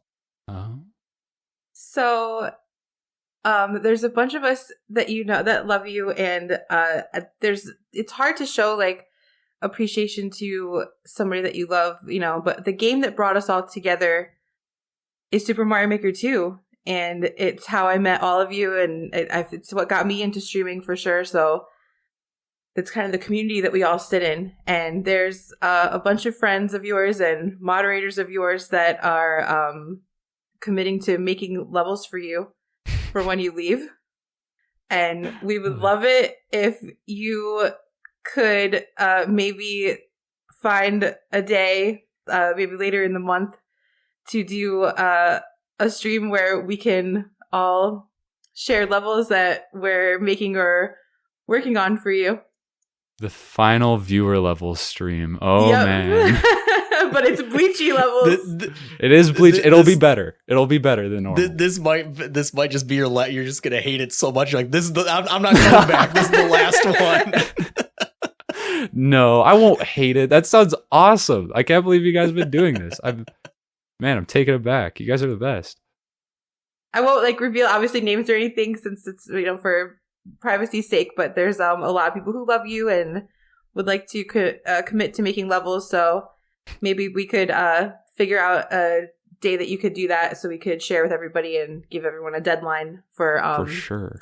When to make the levels. And if you're listening and you love Jackson, aka Bleachy B, and you want to make him a level, definitely feel free to get in contact with me either in my stream or via Twitch in some way, and we'll make sure you get in there. If you do make a level, write at least Bleach somewhere in the title or description. Hashtag Bleachy _B. At least Bleach. You can do Bleach _B, but at least Bleach. It must be a level made specifically for Jackson, aka Bleachy B. Yes. I'm excited. That sounds like so much fun. Yeah. This is going to be great. All right. So I think we do have a voicemail. So we just talked about something big for the podcast. Oh, actually, before we go do that, Arcade Parlor. You might be listening and be like, well, what's next for Arcade Parlor? I'll tell you something. We've been cooking something for ever since this became known to us. Ashley and I had a conversation. Where do we go next with Arcade Parlor? Do we continue just the two of us? Arcade Parlor is not going anywhere. I'll tell you that much. We're only going up still. We're still only going up. We had a discussion. Do we want to continue just the two of us with bringing a guest on? And we went back and forth for a while trying to figure out what we should do with Arcade Parlor. We have come to a decision. And there will be a new permanent co-host who has agreed to come on. We're really excited to announce this person. In fact, I have a date of when we will be announcing this person. 2 weeks, Sunday, March 19th. If you don't know, Arcade Parlor was actually born in my stream. It's been like a pet project of mine. And I think, and we were talking amongst the new co-host coming in too, that it makes sense to make the announcement where Arcade Parlor was born. So in my stream, twitch.tv/Pancho Taco will be the announcement of what's happening with Arcade Parlor next on March 19th during my normal windows after 9 p.m. Eastern. I'll just say we're super excited. We're super excited for this episode, obviously. Jackson's next episode, and we're also very excited to talk about the next steps for Arcade Parlor. Big stuff happening. Yay. This next guest is not guest. The new co-host is awesome, by the way. They're crazy cool. I love this very person. Excited. Aw. Yep. We will not make known who this person is. No. But definitely, if you're like that Pancho Taco, I hate that guy. I'm not tuning into that guy's stream. Nobody hates. Well, we'll be announcing it. Make sure to follow Arcade Parlor on every social media. That's Twitter. Join the Discord if you're not with that. That's the fastest way we communicate with our listeners. Honestly, is the Discord. You can go to arcadeparlorcast.com. It has all the links there. But hop in the Discord. That's where we'll first be communicating it, and we will also publish it to social media later that week. But the initial announcement will be Sunday night if you want to come hang out in the hype and everything that's going to happen. It's going to be a good time. Otherwise, stick around and you'll find out one way or another what's happening next in Arcade Parlor. It's so exciting. It's very exciting. We're very excited to talk about what's happening next. Voicemails. We do have a voicemail that was sent in. And this one came in actually back in December, weirdly enough. Really? But I this one didn't feel like the right voicemail to play with some of the guests that we've had until now. This is the right time to play this this voicemail. So guys, go ahead and I'm going to go ahead and play this for this, and then we can discuss the matter that is brought up here. All right. Hello, Arcade Parlor. First time caller, long time listener. I have a question. Yes. What is the most satisfying part about playing a game using your feet? Oh, yes. I love the sound of tootsies pressing buttons on a controller. Discuss. So I know what the most satisfying part is for them, whoever brought this up. Oh my God. Yeah, that's. I think this question, this voicemail might be directed at you, Jackson. Yeah, I Maybe. know it's If directed at me. I played video if I'm not games with my mistaken, feet. I think you're the only person in the group here who has on stream played through like an entire video game using their feet. You know what? You guys are missing out. That's all I have to say. It's an amazing experience. It's rewarding. Learning to like become ambidextrous with like the wrong things it's so nice. Now I can play video games with my feet.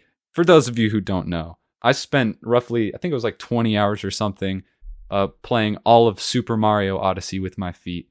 And it was a great experience. It was character building, also toe strengthening, and the most satisfying part in answer to this question, let me think about this. The most satisfying part, I think it's the airflow. It's you don't got socks on, you don't got shoes on, and you get a nice little breeze down there. It's feels fine. It feels fine for sure. You know, it is legal to not have to wear shoes and socks, even if you're not playing with your feet, right? Well, like the movement though, like actually like fiddling around with your toes or pressing the buttons and moving the joystick, and there's something refreshing about that. You wouldn't understand. I would not.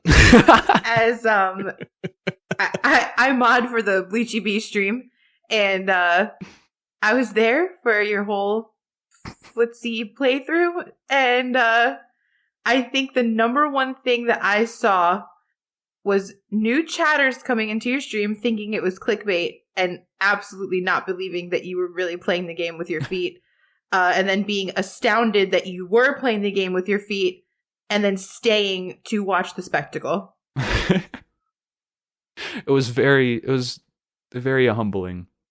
All you have to do in order to get views on twitch.tv is play video games with your feet, and it's as simple as that, guys. If there's one who would have thought piece of advice that I could give. There was times that you were playing Mario Maker as well with your feet. Dude, you would never have known it was your feet because you were like playing expert levels and killing it. No, and then I wasn't killing it. It was Didn't you do a shell jump? Yeah. Yeah, you did. I saw you do a shell jump. I actually with did your forget about feet, that, dude. Yeah, I did do a shell jump with my feet. That I need to was put that on epic. resumes. My goodness, Oh my goodness. that That is was something epic. cool. Ooh, ego boosted shell jump with feet. Nice. Oh goodness. I hope that caller Oh, jeez. is satisfied with the answer that they got, and we all love you, person who called. We definitely don't know who you are.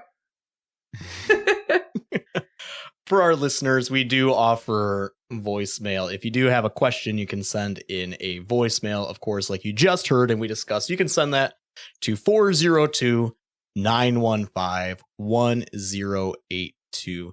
And your voicemail may be featured on an episode at some point, apparently. We also do have an email address. You can send questions or just topics that you'd like us to discuss at email@arcadeparlorcast.com. Again, that's email@arcadeparlorcast.com. Roundtable. Does let's I actually wouldn't mind starting this time. Yeah. I have one thing for the roundtable that I would like to bring up. For our listeners, this is actually a question for our listeners. I recently purchased an XLR mic, which I like. I very much do like. And for the mixer, I like the mixer I got. It's definitely more software based, which I don't have a problem with. But I got the Wave XLR, which I do actually like. I did do quite a bit of research, and I opted for this one instead of a big chunky thing sitting on my desk. But the problem I'm having is that I get audio distortion from my capture card. Looked it up. Some other people seem to have had it too.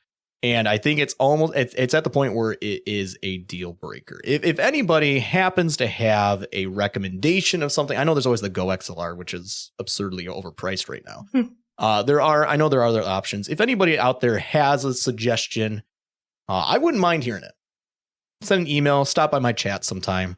Let me know. I'm looking for options. I greatly enjoy going to the XLR way with my microphone and stuff like that. But that's all I have for Roundtable. Just a general question to our listeners: if anybody's using something and they want to share their experience with me, I would love to hear it. I would love to hear that. Nice. Do you know how to make the distortion worse? Because that could be like a cool stream gag if you're just having the worst audio. It almost sounds like, in my head, it almost sounds like the audio goes underwater, or it almost like inverts. I don't know how else to say it. And there's almost like a pressure in my ears. It's weird. Mm-hmm. And it comes and it goes, and then it maybe once an hour. And it's only for a few seconds, but it's at the point where it's like, I think this is kind of a deal breaker. I'm within my 30-day window.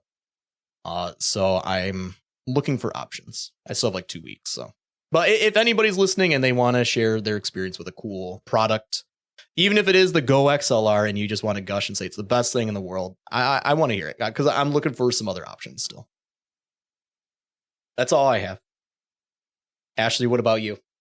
You know, for Roundtable today, where we kind of talk about things we didn't get to really mention in the rest of the episode, I kind of want to focus on Jackson for a second, since it's our last episode with him.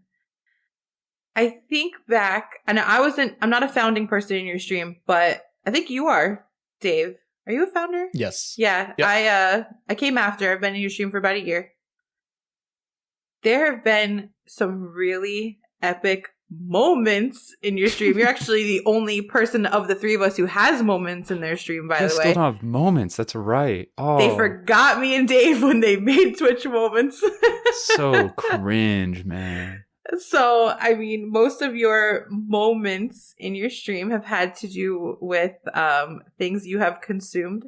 Mm-hmm. And I thought it would be fun if we maybe went through some of those epic consumptions. Let's think back. What have I ate on stream? I think it started with butter.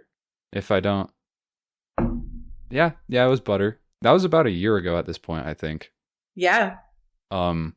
It was 50 gift subs. No, it was a sub goal 50 subs. I think 35 were needed to get to that goal. So I just ate a stick of butter on stream. That's what started the trend. An amazing 45 minutes of gagging. I've had a hot chip. That was pleasurable. That was awful. What am I saying? That was the worst thing. Pleasurable? Why was pleasurable the word that came Sorry, you couldn't talk. You couldn't even talk when you ate the hot chip. I was crying. Like, all of my orifices were just like... It was the worst. I will say, I think comedy gold, the funniest thing I've ever seen on Twitch, was when you ate that hot chip. And you were, as everybody who does, it's always like, oh, it's not too bad. And then it suddenly hits, right? And I know this is a clip. It might even be your top view clip. I don't know. It was, and then it hit. And we could see the look of sheer panic in your face. And you look around, and what do you use to cool off your tongue? You out of nowhere, you pull up just another stick of butter. And you just start rubbing it on your tongue. It was just like comedy gold. It was helpful. A stick of butter. Okay, I guess you just have a stick of butter for this. I had milk. I think I had honey, and then I had butter. And the butter was genuinely helpful. The fat. Yeah. Then what was after that? Mayo? You ate 2 cups of mayo. Yeah. For I some can't remember subs. exactly what order, but I know 2 cups of mayo. That happened. That was gross. It was the one after mayo that got me, that I think I'll never forget. And it was you sitting at your desk that you're sitting at now. And there was a roll of toilet paper on your bed. And you took it. Oh, you're holding it up. It's holding the toilet paper up. Holding it up. This is meaningful. You took a bite out of it like you were just eating an apple. And you quickly realized it was actually not easy to take a bite of toilet paper, and you really wrestled with it and eventually got a bite into your mouth. He committed once he realized the difficulty. You did. And that led to other things like crayons. And am I missing anything? And I mean, I did. There was I took the bite out of the toilet paper roll, but didn't actually eat it. It was more so just like a test of strength, which I did accomplish. Thank you very much. But then I went back and I have had multiple squares of toilet paper. So even on here on the podcast. Yeah. I think I can't really. What think about of anything. it wasn't consumption, but you did dip both your hands into mayo. That is true. Oh. A jar of mayo. Yeah. Mayo's good. And you could tell that you clearly did not think it through because then you went to your door behind you and was like, how do I open my door? I thought it through halfway. I got like saran wrap and like put it on my keyboard. And I think I like put it on like my lap or something like that because I knew I would just get it everywhere. And I was able to save the keyboard. I was able to save the computer mouse. But then I get to the door and I'm like, I have no idea how I'm going to open this door because my hands are covered in mayo. That one was not pleasurable. I will use the right word, not pleasurable. That one was not fun. It was over for your with viewers. quickly. Which one out of everything you've consumed or done, what was the most pleasurable? 2 cups of the mayo. Most. 2 cups of mayo Okay. by far. Oh, I like. Okay, I think I can get that. I'm not a big mayo person, but I can get behind that being the most. that Yeah, was I like hard to mayo a watch. lot Thing. normally. That's the most normal thing, I think. Yeah. 2 cups of mayo is still a lot. Like it quickly got to the point where I'm like, man, I don't think my body wants me to like put this in its system. So, Oof. but it wasn't that bad. It wasn't that bad. I was willing to do it. The things you did for us in your short time on Twitch. I guess. All else I'll bring to the roundtable today is I am so excited for Tears of the Kingdom. The last Nintendo Direct there was, we got to see some gameplay, and a lot of great things have happened for Zelda fans. We've gotten some of the Game Boy games on Switch Online, including Minish Cap, which is super cool. And it's a great year to be a Zelda fan. When this episode airs again, 67 days until Tears of the Kingdom, and I am very excited. Awesome. Jackson, what about you? Your last roundtable. Let me think. I mean, first off, I'll just go back to when we were talking about games from our past, from our childhood. Ashley, you were talking a lot about Ocarina of Time. Yeah. I didn't play Ocarina of Time until I was like, I want to say like 15 years old or something like that. But that was like the first game that I played that like, I think it was my first Zelda game. It was like my one of the first games I played that wasn't like just a Wii game or a Lego game or something like that. And I was genuinely like, yeah, I understand why so many people love this game so much, and like why so many of like the top 100 games ever has Ocarina so high up, because it's genuinely a treasure. And no, the graphics haven't aged wonderfully, but like the rest of the game has. It's a solid game. I will always respect anybody who respects Ocarina of Time. Thanks, Jackson. And then I guess last off, I was going to say really quick, you did play. We talked about it last episode. You played a randomizer of it. I did, yeah. But it was like a PC ported version, which is what is that called? Shipwright or something like that? Yeah, it's through Shipwright. I can't remember.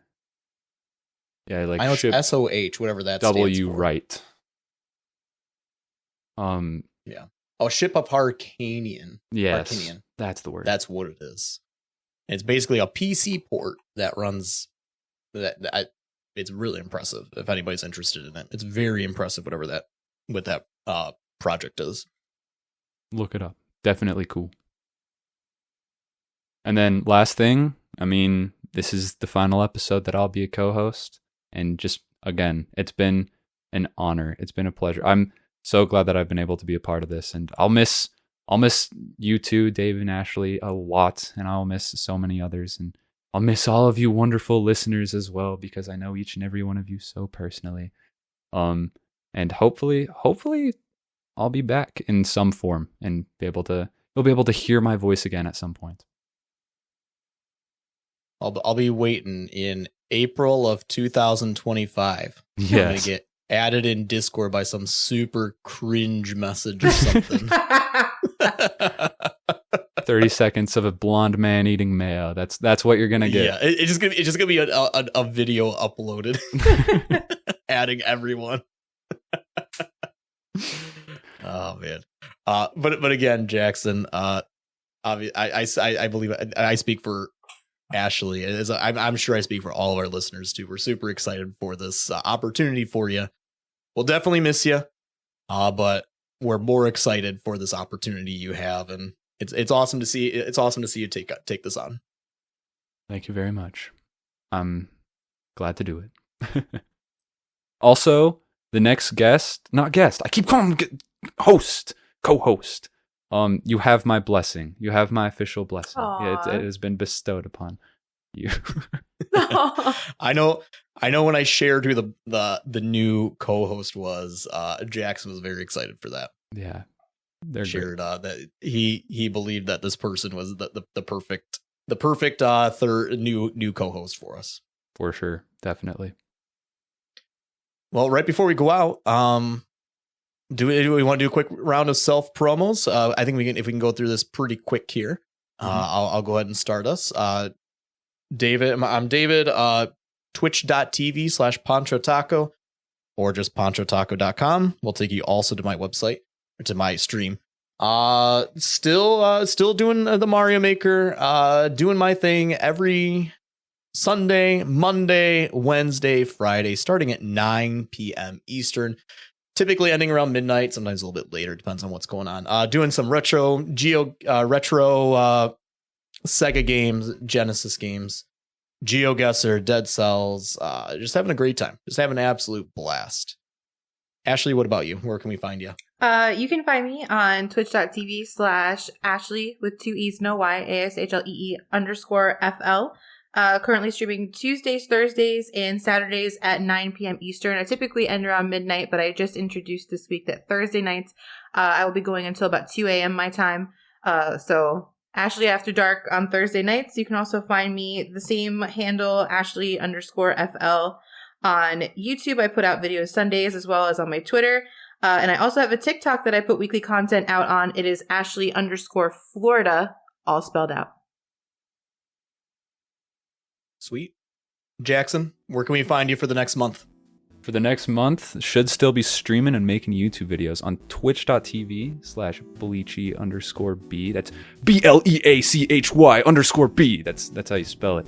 On YouTube, just get rid of the _BleachyB. I am putting out videos, hopefully a little more consistently. I've been putting out some stuff the past month, shorts, longer stuff, shorter stuff, you name it. And yeah, it is as chaotic as you could possibly expect. But it's still good content, and I'd love it if you subscribed or something like that. I don't